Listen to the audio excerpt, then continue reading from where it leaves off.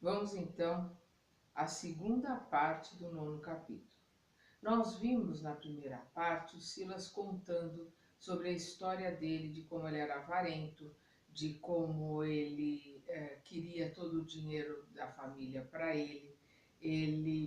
A pessoa que ele mais gostava era a mãe dele. Após a morte da mãe dele, ele participou ali, cuidou do inventário com uma avareza muito grande, chegou a assustar o pai.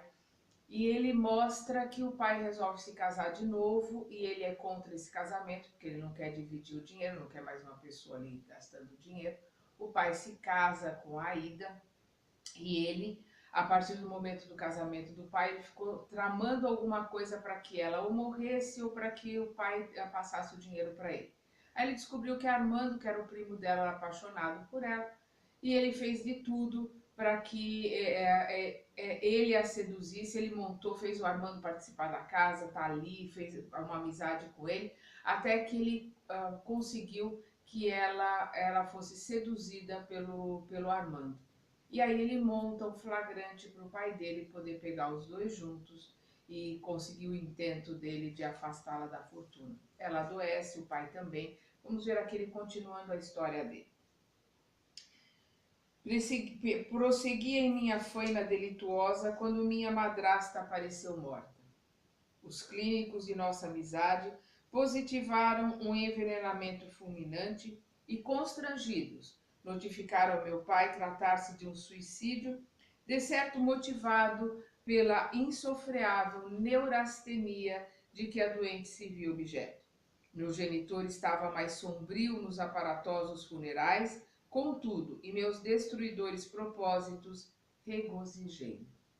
Agora sim, a fortuna total de nossa casa passaria a pertencer-me. Minha satânica alegria, porém, durou muito pouco. Desde a morte da segunda mulher, meu pai acamou-se para não mais se erguer. Debalde, médicos e padres amigos procuraram oferecer-lhe melhoras e consolações. Ao fim de 2 meses, meu pai, que nunca mais sorriu, entrou em dolorosa agonia, na qual, através de confidência entrecortada de lágrimas, me confessou haver envenenado a Ida, administrando-lhe violento tóxico no calmante habitual. Isso, no entanto, assegurava-me vencido. Impunha-lhe também a morte, de vez que não conseguia perdoar a si mesmo, passando a carregar consigo um fardo de remorso constante e intolerável. Pela primeira vez, minha consciência doeu fundo. O apego aos bens da carne arrasava minha vida. O velho querido morreu nos meus braços, crendo que os meus soluços de arrependimento fossem pranto de amor. Deixando-lhe o corpo fatigado na terra fria, tornei a nossa casa solarenga, sentindo-me o mais infortunado dos seres. O ouro integral do mundo não me garantiria agora o mais leve consolo. Achava-me sozinho e infinitamente desgraçado. Todos os recantos e pertences de nossa habitação falavam-me de crime e remorso.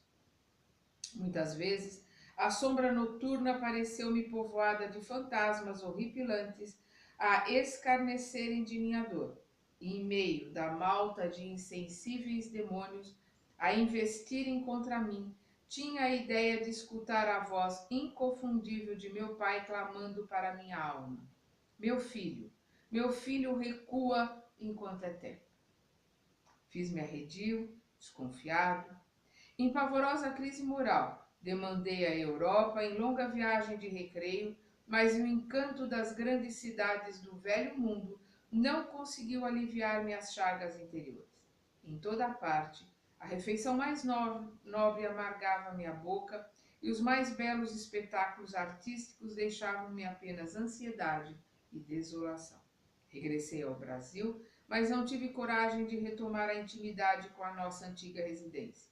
Amparado pela afeição de velho amigo de meu genitor, aceitei-lhe o acolhimento por alguns dias, até que minha saúde orgânica me permitisse pensar numa transformação radical da existência. Embalado pelo carinho familiar daquele amigo, deixei que longos meses passassem tentando imerecida fuga mental. Até que, numa noite inovidável para mim, na qual minha gastralgia se transformara num azorrague de dor, tomei de um frasco de arsênico na adega de meu anfitrião, acreditando usar o bicarbonato de sódio que ali deixara na véspera. E o veneno expulsou-me do corpo, impondo-me sofrimentos terríveis. Qual acontecer à minha madrasta, que desencarnara em padecimentos atrozes, eu também passei pela morte em condições análogas. E os amigos que me asilavam no templo doméstico, desculpa, os amigos que me asilavam no templo doméstico, desconhecendo o equívoco de que eu fora vítima, admitiram sem qualquer sombra de dúvida que eu buscara no suicídio a extinção das penas morais que me castigavam a alma de moço rico entediado da vida, segundo a versão que deram curso. Silas relanceou o olhar tristonho sobre nós, como quem procurava o efeito de suas palavras, e prosseguiu. Isso, porém, não bastou para ressarcir minhas tremendas culpas. Dementado, depois do sepulcro atravessei meses cruéis de terror e desequilíbrio, entre os quadros vivos a se me exteriorizarem da mente algemada as criações de si próprio, até que fui socorrido por amigos de meu pai, que se achava igualmente a caminho de sua recuperação, e unindo-me a ele, passei a empenhar todas as minhas energias na preparação do futuro. Transcorridos alguns instantes de pesado silêncio, concluiu. Como veem, a fascinação pelo ouro foi o motivo de minha perda. Tenho necessidade de grande esforço no bem e de fé vigorosa para não cair outra vez, porquanto é indispensável me consagre a nova experiência entre os homens. Leonel e Clarindo não se achavam mais surpreendidos que eu e Hilário, habituados a encontrar em Silas um admirável companheiro aparentemente sem aflição e sem problemas. Foi Leonel quem rompeu a pausa, perguntando ao assistente que emudecera, qual se fora subjugado pela força das próprias reminiscências. Voltará então para a carne assim tão breve? Oh, quem me dera a aventura de regressar tão apressadamente quanto possível! Suspirou o chefe de nossa expedição, algo ansioso. O devedor está inelutavelmente ligado ao interesse dos credores. Assim, antes de tudo, é imprescindível venha encontrar minha madrasta no vasto país de sombra em que nos achamos, para encetar a difícil tarefa de minha liberação moral. Como assim? Perguntei emocionado. Sim, meu amigo, falou Silas abraçando-me. Meu caso não aproveita simplesmente a Clarindo e Leonel, que procuram a justiça pelas próprias mãos, o que, muitas vezes, apenas significa violência e crueldade, mas também a Hilário e a você que estudam presentemente a lei do karma, ou seja, da ação e reação. Aqui, somos impelidos a recordar novamente a lição do Senhor: ajudai aos vossos inimigos, porque sem que eu mesmo auxilie a mulher em cujo coração criei uma importante adversária de minha paz, não posso receber-lhe o auxílio fraterno, sem o qual não reconquistarei minha serenidade. Vali-me da fraqueza de Aida para arrojá-la ao despenhadeiro da perturbação, fazendo-a mais frágil do que já era em si mesma. Agora, eu e meu pai, que lhe complicamos o caminho, somos naturalmente constrangidos a buscá-la, soerguê-la, ampará-la e restituir-lhe o equilíbrio relativo na terra, para que venhamos a solver, pelo menos em parte, a nossa imensa dívida. Seu pai? Referiu-se a seu pai? Inquiriu Hilário afoito. Sim, como não? Retrucou o assistente. Meu pai e eu, assistidos por minha mãe, hoje nossa benfeitora nas esferas mais altas, estamos associados no mesmo empreendimento, nossa própria regeneração moral em busca do levantamento de Aida, sem o que não conseguiremos desintegrar o visco envenenado do remorso que nos aprisiona o campo mental nas faixas inferiores da vida terrestre. É assim que nos cabe reencontrá-la, a benefício de nós mesmos. Tão logo a divina misericórdia nos permita semelhante felicidade, meu genitor, envolvido no amor e na renúncia de minha mãe, que com ele retornará às lides da carne, vestir-se-á de nova expressão corpórea no plano das formas físicas, e ambos, na mocidade terrena, retomando os laços humanos do casamento, recolher-nos-ão por filhos abençoados. Aida e eu seremos irmãos nas teias consanguíneas, consoante nossas aspirações, que o céu protegerá a face da magnanimidade divina. Serei novamente médico no futuro, ao preço de imenso esforço, para consagrar-me à beneficência, nela recuperando minhas valiosas oportunidades perdidas. Minha madrasta, que por certo viverá, sofrendo deplorável intoxicação da alma, nos tenebrosos abismos, será socorrida em momento oportuno, e não obstante o tempo longo de assistência que nos reclamará neste plano, em necessário refazimento, sem dúvida renascerá, em franzino corpo físico junto de nós, de maneira a sanar as difíceis psicoses que estará adquirindo sob o domínio das trevas, psicoses que lhe marcarão a existência na carne, sob a forma de estranhas enfermidades mentais. Ser-lhe assim não apenas o irmão do lar, mas também o enfermeiro e o amigo, o companheiro e o médico, pagando em sacrifício e boa vontade, afeto e carinho, o equilíbrio e a felicidade que lhe furtei. Vamos entender aqui o que o Silas está colocando e vamos lembrar das palavras de Jesus quando ele disse: reconciliai com o teu inimigo enquanto caminhas com ele. Por quê? Porque depois vai ser mais difícil reencontrar esse inimigo.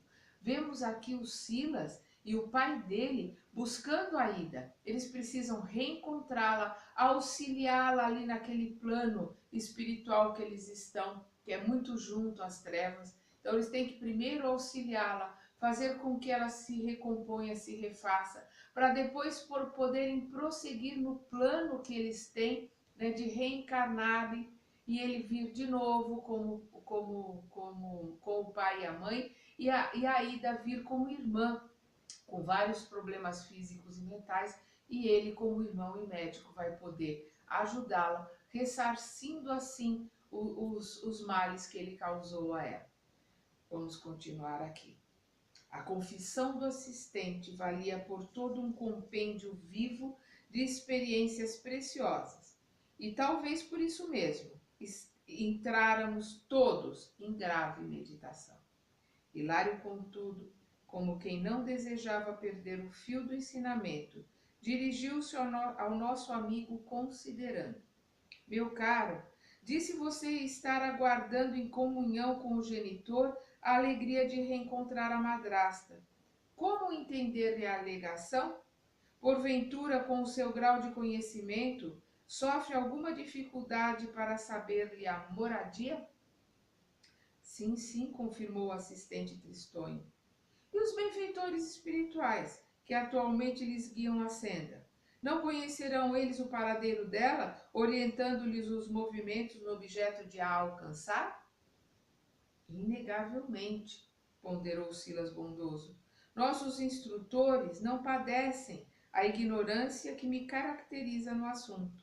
Entretanto, qual ocorre entre os homens, também aqui, o professor não pode chamar a si os deveres do aluno, sob pena de subtrair-lhe o mérito da lição.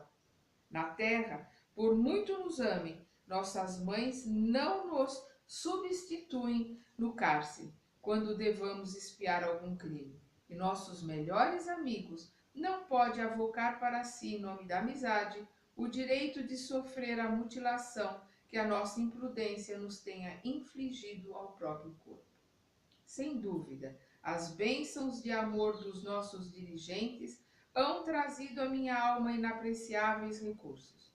Conferem-me luz interior, para que eu sinta e reconheça minhas fraquezas e auxiliam-me à renovação, a fim de que eu possa demandar com mais decisão e facilidade a meta que me proponho atingir.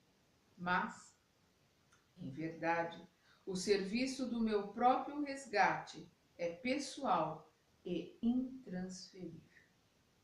Leonel e Clarindo ouviam-no boquiabertos. Falando de si mesmo, o assistente, sem lhes ferir o amor próprio, trabalhava indiretamente para que se entregassem ao reajuste. E pela expressão do olhar, via-se que os dois verdugos revelavam agora admirável mudança íntima. Então nós vemos aqui que com a humildade do Silas, colocando ali a sua história, repassando a sua situação, ele fez com que Clarindo e Leonel também revivessem a história deles em relação a eles terem obsediado a Alzira e terem feito com que ela se afogasse no lago onde eles morreram também. Então nós estamos vendo aqui, através do amor, através da humildade, o Silas conseguindo transformar o íntimo desses dois verdugos para que o plano deles, da volta da Alzira, do Olímpio e dos dois verdugos como filho deles, possa prosseguir. Hilário refletiu alguns instantes e voltou a considerar. Mas todo esse drama deve estar vinculado a causas de pretérito. Sim, de certo, afirmou o assistente, mas em nossa atormentada região não há tempo mental para qualquer prodígio da memória. Achamo-nos presos à recordação das causas próximas de nossas angústias, dificultando-se-nos a possibilidade de penetrar o domínio das causas remotas, porquanto a situação de nosso espírito é a de um doente grave, necessitado de intervenção urgente a favor do reajuste. O inferno, a exprimir-se nas zonas inferiores da terra, está repleto de almas que, dilaceradas e sofredores, se levantam, clamando pelo socorro da providência divina contra os males que geraram para si mesmas. E a providência divina lhes permite a ventura de trabalhar com os dardos da culpa e do arrependimento a lhes castigarem o coração em benefício das suas vítimas e dos irmãos, cujas faltas se afinem com os delitos que cometeram, para que se reharmonize tão apressadamente quanto possível com o infinito amor e com a perfeita justiça da lei. Paguemos nossas dívidas, que respondem por sombras espessas em nossas almas, e o espelho de nossa mente, onde estivermos, refletirá a luz do céu, a pátria da divina lembrança. Compreendemos que Silas auxiliava Clarindo e Leonel, identificando-os como irmãos de luta e aprendizado, no que, indiscutivelmente, ampliaria os próprios méritos. Muitas inquirições explodiam em pensamento no meu acanhado mundo íntimo. Quem lhe seria o pai amigo? Onde viveria sua abnegada genitora? Esperava despender ainda longo tempo na procura da madrasta infeliz? Entretanto, a grandeza espiritual do assistente não nos favorecia qualquer pergunta indiscreta. Apenas tive coragem para considerar respeitoso. Ó meu Deus, quanto tempo gastamos para refazer às vezes a inconsequência de um simples minuto. É uma grande verdade. Quanto tempo leva para limpar, para ressarcir, para se retomar aquele instante anterior da perda da cabeça, da perda do controle, da palavra desarvorada, da atitude impensada, da reação menos, digamos assim, menos cabida, menos própria para uma ocasião. Então, às vezes, por causa de um minuto de irracionalidade um minuto de falta de atenção e de aprumo para se analisar a situação antes de se reagir, porque reagir é sempre a pior situação. Nós temos que pensar para agir conscientemente. Às vezes levamos anos e anos para podermos consertar o que um minuto fez em nossas vidas. Você tem razão, André, comentou Silas generoso. A lei de ação e reação. A ação do mal pode ser rápida, mas ninguém sabe quanto tempo exigirá o serviço da reação, indispensável ao restabelecimento da harmonia soberana da vida, quebrada por nossas atitudes contrárias ao bem. E sorrindo. Por isso mesmo, recomendava Jesus às criaturas encarnadas, abre aspas, reconcilia-te depressa com o teu adversário, enquanto te encontras a caminho com ele, fecha aspas.